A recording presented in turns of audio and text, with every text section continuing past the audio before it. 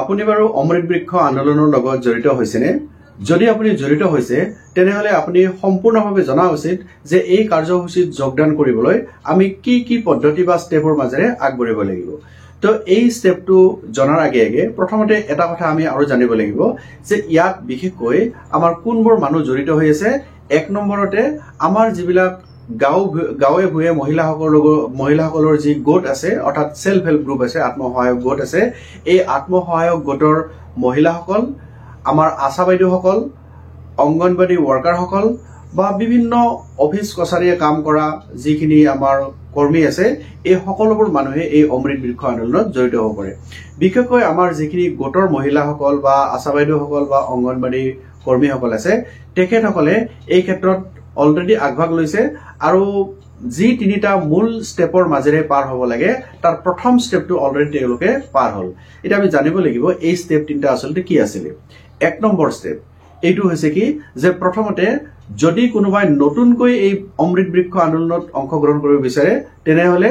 তেখেতৰ কাৰণে এটা ৰেজিষ্ট্ৰেশ্যন কৰিব লাগিব, যিটো অলৰেডি কৰা টাইমটো অকণ পাৰ হৈ গ'ল।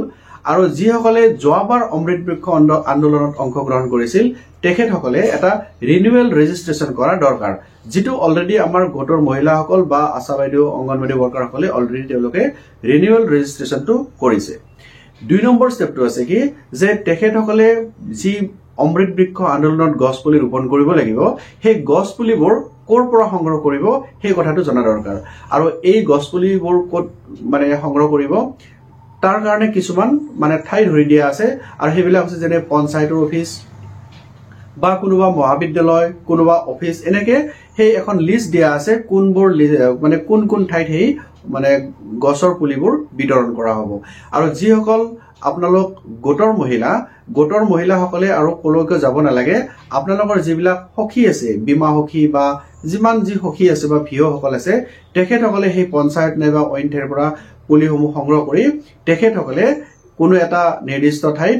গোটৰ মহিলাসকলক দিয়াৰ ব্যৱস্থা কৰিব। অলৰেডি সেই কামটো চলি আছে বা বহুত গোটৰ মহিলাই অলৰেডি সেই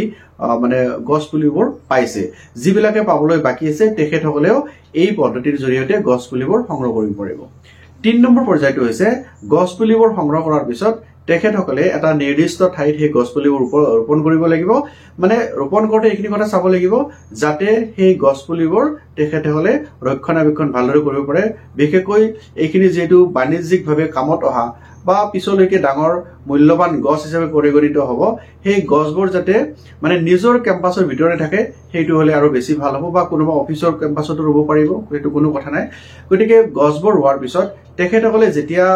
পুলি ৰোপণ কৰাৰ ফটো উঠিব, সেই ফটোটো উঠাৰ সময়ত মনত ৰাখিব কেমেৰাৰ GPS লোকেশ্যন অন কৰিব লাগিব। যদি আপোনাৰ মোবাইলৰ কেমেৰাটোত GPS লোকেশ্যন নাহে তেনেহলে আপোনালোকে গুগল প্লে ষ্টৰৰ পৰা GPS কেমেৰা এটা ডাউনলোড কৰি ল'ব লাগিব। আৰু সেই GPS কেমেৰাটোৰ জৰিয়তে যদি আপুনি ফটোটো উঠে তাত জিঅ' লোকেশ্যনটো আহিব, আৰু তেনেকুৱা ফটো এটাহে আপুনি ক্লিক কৰাৰ পিছত আপলোড কৰিব লাগিব। এতিয়া মই আপোনালোকক দেখুৱাব বিচাৰিছো কিদৰে গছ পুলিসমূহ ৰোপণ কৰাৰ সময়ত ফটোসমূহ আপলোড কৰিব লাগে। আৰু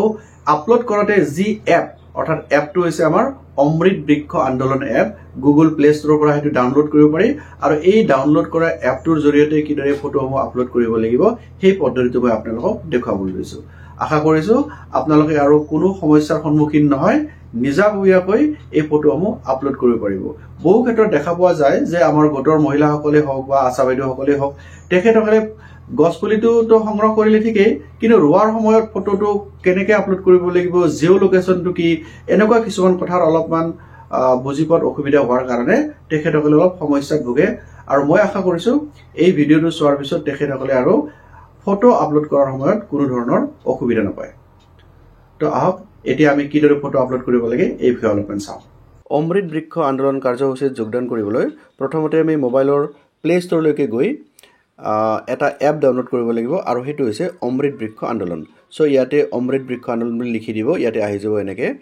চ' ইয়াতে লগোটো চাওক, অমৃত বৃক্ষ আন্দোলন লৈ গছ পুলি ৰোৱা যিটো লগো আছে এই এপটো আপুনি ডাউনলোড কৰিব লাগিব। ডাউনলোড কৰাৰ পিছত ইয়াতে এনেকৈ এখন ইণ্টাৰফেচ আহিব। ইয়াত লিখা আছে যে অমৃত বৃক্ষ আন্দোলন কাৰ্যসূচী আচলতে 3টা ষ্টেপৰ মাজেৰে পাৰ হয়। প্ৰথমটো দিয়া আছে অনলাইন ৰেজিষ্ট্ৰেশ্যন, 2 নম্বৰটো ফ্ৰী সিডলিংস আৰু 3 নম্বৰটো প্ল্যান্টেশন মানে প্ৰথমতে যিজনে অংশগ্ৰহণ কৰিব তেওঁ নিজে ৰেজিষ্ট্ৰেচন কৰিব লাগিব দ্বিতীয়তে মানে গছপুলি সংগ্ৰহ কৰিব লাগিব বিনামূলীয়া গছপুলি সংগ্ৰহ কৰিব লাগিব আৰু তৃতীয়তে জিঅ'টেগ সম্বলিত গছপুলি ৰোপণ কৰাৰ ফটো আপলোড কৰিব লাগিব সো এই তিনটা মূল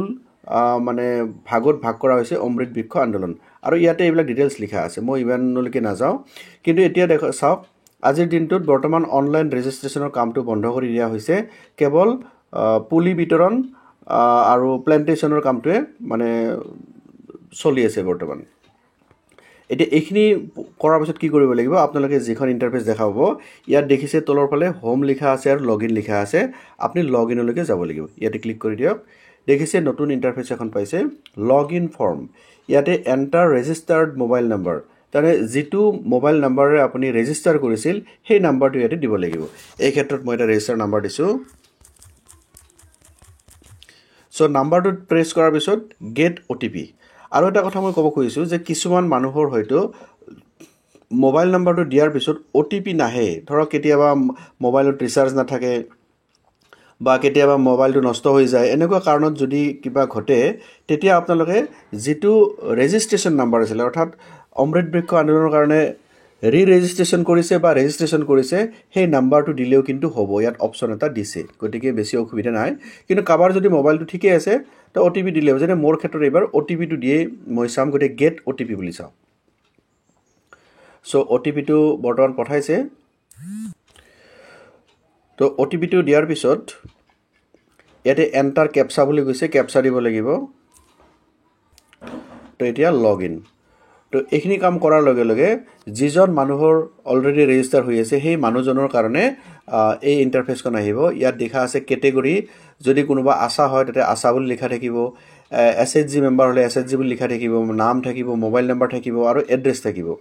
ইয়াত দুটা অপচন আছে আপলোড ফটো ডিলিট ফটো তানে যদি কিবা কাৰণত আপুনি ফটো আপলোড কৰোতে বেয়া হয় ফটোটো বা ভুলক্ৰমে বেলেগ ফটো দিয়া যায় তেতিয়া হলে হেতু ডিলিট কৰাৰ অপচনটো ইয়াত দি দিছে এতিয়া কথা হৈছে আপলোড ফটো বুলি কলে আপুনি কি কৰিব প্ৰথমতে আপুনি এটা কাম কৰিব লাগিব যে জিঅ'টেগ সম্বলিত কেমেৰা লাগিব মানে যদি আপোনাৰ মোবাইলটোত হেনেকুৱা জিঅ'টেগ নাথাকে মানে এই লোকেশন থকা যদি আপোনাৰ কেমেৰা নাথাকে আপুনি তেতিয়া হলে প্লে ষ্টৰৰ পৰা পুনৰবাৰ এটা মানে কেমেৰা ল'ব লাগিব আমাৰ জিপিএস কেমেৰা ল'ব লাগিব আৰু জিপিএস কেমেৰাটোৰ সহায়ত যেতিয়া আপুনি ফটোটো ল'ব তাতে লোকেশনটো লিখা আহিব আৰু ঠিক তেনেকৈয়ে আপুনি এটা ফটোটো উঠিব লাগিব গছপুলি ৰোপণ কৰা ফটো সেই ফটোটো যেতিয়া মোবাইলত থাকিব তেতিয়া আপলোড ফটোটো এনেকৈ দিব লাগিব এই আপলোড ফটো দিয়াৰ লগে লগে ইয়াত দিছে সিলেক্ট প্ল্যান্ট তাৰমানে আপুনি কোন গছৰ পুলিটো ৰুইছে তাতে সেইটো দিব লাগিব ইয়াতে বিভিন্ন নাম আছে অগৰু আজাৰ আমৰি এনেকে বহুত দিয়া আছে এলফাবেটিক্যাল অৰ্ডাৰত নামবিলাক দিয়া আছে আপুনি যেটো মানে গছপুলি হাতত পাইছে ধৰি লৈছো মই ইয়াতে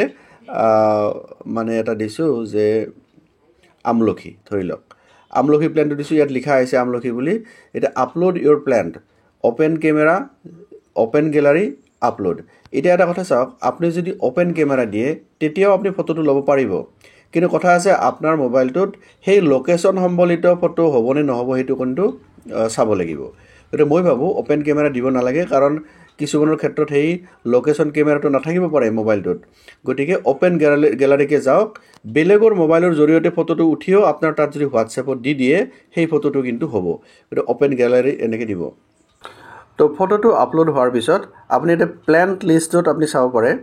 ইয়াত দেখিছে যি ফটো আপলোড হৈছে এই ফটো ইয়াত ডিসপ্লে হ'ব যদি কিবা কাৰণত আপুনি ভাবিছে যে আমাৰ ফটোটো ভুলক্ৰমে বেলেগ ফটো এটা উঠি গৈছে তেতিয়া হলে ইয়াতে আপুনি ডিলিট অপচনটো আহিব ইয়াতে সো ডিলিট কৰিব পাৰিব আৰু দেখিছে এই ফটোটো চাওক ইয়াতে কি সুন্দৰকৈ মানে লোকেশন আহিছে ইয়াতে আৰু এনেকৈ লোকেশনটো আহিব লাগিব তেতিয়াই ফটোটো একচেপ্ট হ'ব নহলে ফটোটো একচেপ্ট নহয় সো এনেকৈ আপুনি যিমানটা ফটো আপুনি আপলোড কৰিব খোজে 6টা 8টা হেনেকে এটা এটাকৈ আপুনি আপলোড কৰিলে হল সিলেক্ট কৰিব আৰু আপলোড কৰিব গতিকে এইখিনি আছিল আপোনাৰ কৰিব লগা কাম ফটো আপলোড হোৱাৰ পিছত আপোনাৰ কামটো শেষ তাৰপিছত ইয়াতে সেটিংলৈকে যাব আৰু সেটিংত ইয়াতে লগ আউট অপচন দেখিব আৰু লগ আউট কৰি দিব তেতিয়া আপোনাৰ কামটো শেষ হৈ গল সো এইখিনি আছিল আমাৰ অমৃত বৃক্ষ আন্দোলনত ফটো আপলোড কৰিব লগা কথাখিনি ধন্যবাদ